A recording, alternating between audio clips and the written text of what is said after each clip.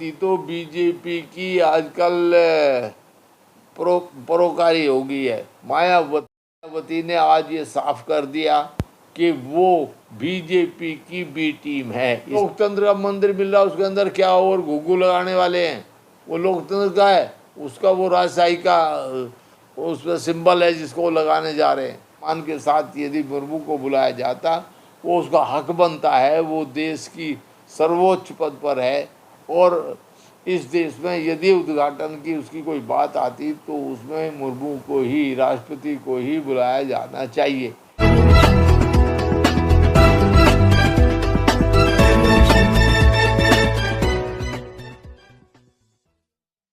क्या कहेंगे सर, अभी देश में नई संसद भवन का निर्माण हुआ है और उसका उद्घाटन देश के जो प्रधानमंत्री हैं वो करने जा रहे हैं, और लेकिन इसी को लेकर एक बड़ा विवाद पूरे देश में छिड़ गया है। लोग कह रहे हैं कि जो संसद भवन है उसका उद्घाटन राष्ट्रपति मुर्मू के द्वारा क्यों नहीं करवाया जा रहा है। तो लोग ये भी कह रहे हैं कि वो दलित जाति से हैं, इसलिए ऐसा हो रहा है। आप इसके बारे में क्या सोचते हैं? देखिए, जो उद्घाटन करने की बात है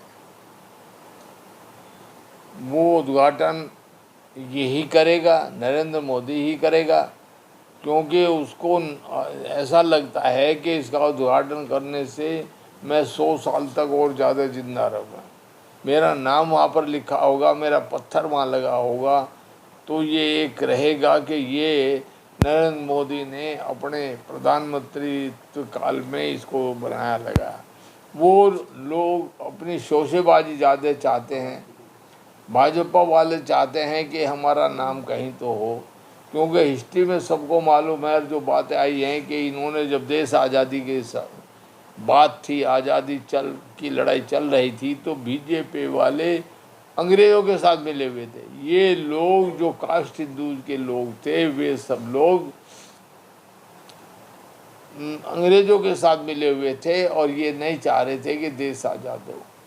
तो जो आज़ादी की जो लड़ाई लड़ी वो तो आम जनता ने, नागरिकों, दलितों, पिछड़ों ने और गरीब लोगों ने, सबने लड़ी और देश आज़ाद हुआ।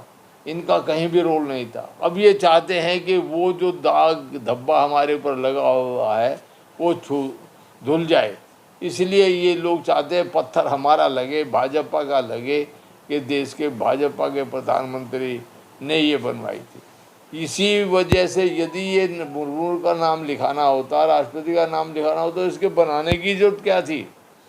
पहली जो बिल्डिंग बनी है, जो संसद बनी हुई है, बहुत सुंदर, बहुत अच्छी है, बहुत मजबूत है। अभी तो सैकड़ों सालों तक वो कहीं जाने वाली नहीं। क्या जरूरत पड़ गई थी कि ये बनाई जाए? है ना, इसलिए गुलामी की निशानी तो बहुत है। ऐसी गुलामी की निशानी कहाँ कहाँ तक हटाओगे? जब मैं हजारों साल तक देश गुलाम रहा, तो उनकी हजारों साल में उन्होंने अपने जो राज किए वो अपनी अपनी वो नहीं बनाए। अब ये कहाँ तक करेंगे? ये संसद भवन हटा दिया, किस किस को हटाएंगे? राष्ट्रपति भवन भी तो तभी का बना हुआ है, क्या नहीं बना हुआ? इन्होंने क्या बनाया? मोदी सरकार ने बनवाया है तो फिर क्रेडिट ले रहे हैं, तो क्या दिक्कत है? मोदी सरकार ने ये, इसके बीच में उनकी नीयत खराब है। बात ये है, ये नहीं। सावरकर के जन्मदिन के मौके पर होगा। अरे वीर सावरकर कौन सा देश का क्या था वो? तो जो भी ये वीर सावरकर की बात कर रहे हैं, वो वीर सावरकर कोई इतना बहादुर आदमी नहीं था कि बाकी नहीं थे, बाकी लोग भी उनके साथ थे। वीर सावरकर ने तो माफ़ी मांगी है, और वीर सावरकर उनसे कमीशन लेते थे, ये एजेंट रहे हैं अंग्रेज़ों के। वो ठीक बात है कि वो जेल में बंद रहा तो लड़ाई वगैरह की वजह से था। उसने बाद में माफ़ी मांग के ही तब क्या कर दिया। तो साथियों, जितना भी ये सब बातें हैं ये कहानी है, लेकिन जो मेरा मानना है कि जो बाबा साहब की स्टैचू लगी हुई है पार्लियामेंट हाउस में, उससे ये विमुख करना चाहते हैं, हम लोग को विमुख करके चलना चाहते हैं। दूसरा ये है कि जो पार्लियामेंट हाउस के सेंट्रल हॉल में जिन लोगों की फ़ोटो लगी है, जिनके भी चित्र लगे हुए हैं, उन सबको ये चाहते हैं यहीं कहीं रह जाएं और वहाँ पर अपने बीजेपी के लीडरों के चित्र लगाएं। ये इसमें कहानी है। और ये सारे चित्र, चाहे उसमें गांधी का हो, चाहे उसमें जिसका भी हो, इंदिरा जी का हो, बाबा साहब का लगाया वीपी सिंह जी ने, अपने प्रधानमंत्री रहते हुए, तो उन चित्रों को इनको नहीं लेके वहाँ लगाएंगे।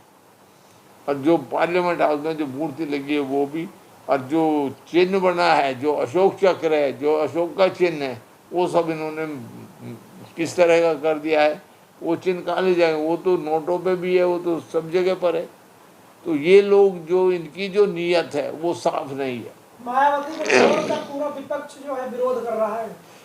मायावती तो बीजेपी की आजकल परोकारी हो गई है। मायावती ने आज ये साफ कर दिया कि वो बीजेपी की बी टीम है, इसमें अब कोई वो नहीं रहा। कैसे अब बहुजन नेता पूरा आप ये क्या बोल रहे हैं? कैसे बहुजन नेता? ये बहुजन नेता का मैं क्या करूं? वही लोग जब वही ऐसे कदम उठा रही है तो हम लोग इसमें क्या करें? हम लोग को तो अब ये फैसला करना है कि हमें मायावती के साथ रहना है या हमें कोई और रास्ता तलाश करना है। हम लोग को पूरा, हमारी संख्या इस देश में 25% से ज़्यादा है, ओबीसी की संख्या 50% है। देश तो को सब लोग को लोकतंत्र का मंदिर मिल रहा है तो स्वागत ना करें वो लोकतंत्र का मंदिर मिल रहा है, उसके अंदर क्या और घुघू लगाने वाले हैं? वो लोकतंत्र का है, उसका वो राजशाही का उसमें सिंबल है जिसको वो लगाने जा रहे हैं। उसके लगाने की क्या जरूरत है वहाँ? अब बताइए ना, क्या लगाने की जरूरत है? जो लगा रहे हैं वो राजतंत्र का है, यहाँ देश लोकतंत्र में चल रहा है, तो वहाँ लगाएंगे। हालात बहुत ख़राब हैं। ये लोग सारा का सारा ये चाहते हैं कि हम लोग को सत्ता मिल गई, अब इसके अंदर हम अपना सारा बखान करें, हर तरह से करें, जबकि इनका कोई भी देश के प्रति किसी तरह का योगदान नहीं रहा। मायावती जी जो समर्थन कर रही है उससे क्या लग रहा है आपको? मायावती ने सिद्ध कर दिया है, बता दिया है कि वो बीजेपी के साथ रहेंगी, और हम लोग बीजेपी के साथ रहने के लिए तैयार नहीं हैं। हम लोग अपना रास्ता चुनेंगे। नहीं, अभी हम पूरे मायावती जी का तर्क नहीं सुना ना। उन्होंने कहा कि जिस द्रौपदी मुर्मू के खिलाफ ये पूरा विपक्ष जो है राष्ट्रपति का दूसरा उम्मीदवार ला रहा था, तब उन्हें नहीं दिखाई दिया आदिवासी कैंडिडेट। अब वो आदिवासी कर रहे हैं। बात ये नहीं है, आप राष्ट्रपति की जो ये कहानियाँ इधर से उधर से फेंकी जा रही हैं, वो सारी कहानियाँ हैं। कहानी ये है कि बीजेपी ने ये दिखाना है कि ये हमने बनाया देश, जब आज़ाद हुआ उसके बाद हमारे ही काम हुए हैं, बाकी किसी ने कोई काम नहीं किया। ये सिर्फ इसलिए बनाया, ये राष्ट्रपति से लेने से देने से कोई मतलब नहीं। लेकिन सम्मानित तरीका यही था, सम्मान के साथ यदि मुर्मू को बुलाया जाता, वो उसका हक बनता है। वो देश की सर्वोच्च पद पर है, और इस देश में यदि उद्घाटन की उसकी कोई बात आती तो उसमें मुर्मू को ही, राष्ट्रपति को ही बुलाया जाना चाहिए। ये सब लोग तो जो इधर उधर की बातें अपने अपने स्वार्थ में कोई कुछ भी कह रहा हो वो कह रहे हैं, लेकिन क्योंकि बीजेपी अपना झंडा गाड़ने के लिए एक बार हमने किया दिखाया, जबकि वो पैसा हमारा है। उन्होंने कहाँ से किया? उनके क्या बाप का पैसा लगा है? भाजपा के किसका पैसा लगा है? किसने पैसा लगाया? पैसा तो देश का लगा है, हमारा लगा है, टैक्स का पैसा लगा है। लेकिन वो नाम अपना करना चाहते हैं कि हमने ये बनाया। अरे तुमने तो वहाँ एक टोकरी मिट्टी भी नहीं डाली, एक तुमने 10 ईंट भी वहाँ ले जाके नहीं डाली, और भी किस तरह का तुम्हारा कोई वहाँ सहयोग नहीं है। क्या किया? तुम दिखाते हमें कार सेवा करके। तुम भी जैसे सरदार लोग, अपने लोग, सिख लोग अपनी कार सेवा करते हैं, तुम भी तुम्हारे वहाँ के जो आदमी जाते वो बनाते। पैसा लगाना था तो अपने पास से लगाते। इनके पास में कितना धनराशि मंदिरों में जमा है, जो कि वो भी गरीबों का है वैसे तो। कांग्रेस प्रवक्ता है सुप्रिया ने तो कह रही है कि मायावती को फोन आया इसलिए बहन जी प्रधानमंत्री को बचाने उतर गई। तो बहन जी का तो कोई करैक्टर थोड़ा ही है। अब ये भी कहा कि ये जो समर्थन है ये 2024 की तस्वीर साफ कर दी गठबंधन को लेकर। बिल्कुल कर दी है। मायावती का कोई विश्वास नहीं करता। मैं पहले भी कह चुका हूँ, मायावती की ढुलमुन नीति है। ना जाने कौन सी ऐसी बीमारी है जो उसको लगी हुई है, जिससे वो डरी डरी घूम रही है। और सरकार जब तक ये रहेगी भाजपा से, इसको है। आप क्या बोल रहे हैं? किसकी मसीहा? बहुजन की तो कोई बहुजन की मसीहा था काशी राम आदमी काम कुछ किए हैं, जो भी किया है जो श्रेय जाता है उसको जाता है। मायावती ने क्या किया है? उसने हमेशा एजुकेशन बदली, एजुकेशन का पैटर्न देश का बदला, कोई आर्थिक कार्यक्रम देश को दिए, हमारे लोगों को, दलितों की मसीहा तो दलितों के लिए कोई काम किया? क्या काम किया दलितों के लिए? तो मेरा ये कहना है कि ठीक है, दलित उत्थान में उनकी जिंदगी चली गई, आप बता रहे हैं। कौन सा उत्थान हुआ? बताओ ना, कौन सा उत्थान हुआ? कौन सा? वो काम तो जो मुख्यमंत्री को करने चाहिए। अरे पार्क बनाए तो मुख्यमंत्री ने, तो उसका नाम जुड़ गया उसके साथ, उसका काम हो गया। हमें बताओ ना कौन सी पॉलिसी बताइए। एजुकेशन एक सी क्यों नहीं की? सेम एजुकेशन क्यों नहीं की यूपी में? बच्चे पढ़ते। आरक्षण पूरा क्यों नहीं हुआ उसके ज़माने में? बहुत से ऐसे सारे सवाल हैं जो कुछ नहीं किया। ठीक है, किया है, विरोध कर रहे हैं। नहीं मैं विरोध नहीं कर रहा, मैं ये कह रहा हूँ काम उसने किया है, किया ऐसा नहीं है। जो भी बन पड़ा किया है वो तो मुख्यमंत्री का काम था, उसने किया है। पर मुझे बताओ एजुकेशन बराबर के यूपी में क्यों नहीं की? एक सी एजुकेशन क्यों नहीं लागू की? उसका पैटर्न क्यों नहीं बदला? आज जो हालत यूपी में एजुकेशन की है, केरला में क्या है? 100% आदमी पढ़ा हुआ है। यहाँ पर क्या है यूपी में? 90% आदमी अनपढ़ हैं। क्या अभी इसको क्या कहेंगे? तो ठीक है, काम जो भी हुआ है, उसने मूर्ति बनाई है, वहाँ पार्क भी बनाए हैं, देखने लायक है, दिखाने लायक है, लोग टूरिस्ट भी जाते हैं, वो अच्छी बात है। तो उसका नाम चल रहा है, मूर्तियाँ भी लगाई हैं, अपनी भी लगाई है, सबकी नेताओं की लगाई है, जो लोग भूल गए थे वो लगाई है, उसका तो हम अप्रिशिएट करते हैं, उसमें हम कहाँ विरोध में। लेकिन जो अब ये करे किराए जो भी किया है, उसके ऊपर जो मिट्टी डाल रही है, ये सारा का सारा जो अभी संसद भवन जो बन रहा है उसके उद्घाटन के ऊपर जो उसका भाषण आया, उससे साफ क्लियर हो गया कि वो लोग वो बीजेपी के साथ मिली हुई है, और हम बीजेपी के साथ नहीं चाहते। हम लोग अपना तलाशेंगे, हम अभी पूरे देश स्तर पे मीटिंगें करेंगे, लोगों को बुला करके फैसला करेंगे कि भाई हम लोग किसके साथ रहना है। हमने 2024 के लिए मायावती से भी ये कहेंगे कि तू एक तरफ बैठ जा, कोई चुनाव में आदमी तुम्हारे लड़ने की जरूरत नहीं यार। जो हमारे वोटर हैं, जो मायावती के भक्त हैं या किसी के भी हैं, जो भी हैं, उन सबसे आग्रह करेंगे कि जो भाजपा को हरा रहा हो उस कैंडिडेट को जिताना है। कुछ भी हो जाए, भाजपा से देश को मुक्त कराना है। यदि ये भारतीय जनता पार्टी रहेगी, देश का और बेड़ा गर्क हो जाएगा। अभी देश कुछ भी का है, जो बाकी रहा सहा है वो भी बिक जाएगा। बना दिया है मोदी जी ने। विश्व गुरु काहे का विश्व गुरु? अभी देश का गुरु तो बंदे दिन में सूर्य शाम तक कितनी गालियां मिलती हैं? कोई पागल हैं कि लोग जो गालियां दे रहे हैं? विश्व गुरु किस बात का? यहाँ इतनी गाली आज तक किसी प्रधान, अरे पैर छूते हुए स्वार्थ में, वो उनका मतलब होता है। मोदी जी के पैर छू रहे हैं सर। अरे पैर छू रहे तो यहाँ क्यों नहीं पैर छू रहे? पैर उनको छू रहे, उनका अपना देश का मतलब है। यहाँ पैर क्यों, जो यहाँ गालियाँ क्यों दे रहे? अभी यहाँ पर जंतर मंतर के ऊपर लड़कियाँ बैठी हुई हैं, जो हमारे देश की शान है, वो लड़कियाँ बैठी हुई हैं, वो सीधी कह रही हैं कि हमारे साथ जुल्म हुआ है, हमारे साथ जुल्म हुआ है। जो सीधी बता रही हैं कि हमारे साथ जुल्म हुआ है, फिर भी उनको न्याय मिलने की बात नहीं हो रही। क्या बात करते हो तुम? कैसा प्रधानमंत्री है, कैसा देश है? ये देश चला रहे हैं, ये धक्काशाही चला रहे हैं। सारे बदमाश और लफंगे आदमी देश के प्रधानमंत्री और गृह मंत्री बन गए हैं, जिन लोगों की एक पैसे की इज्जत नहीं थी उन्होंने। संसद के मुद्दे पर मायावती का विपक्ष से अलग हो जाना है, ये क्या संकेत है? 2024 अलग तो हो रही है, अलग तो वो चली रही है। अकेले चुनाव लड़ेगी बसपा लड़ेगी क्या? उसको नहीं लड़ना चाहिए चुनाव, आराम से घर बैठ जाए। चुनाव की क्या जरूरत है उसकी?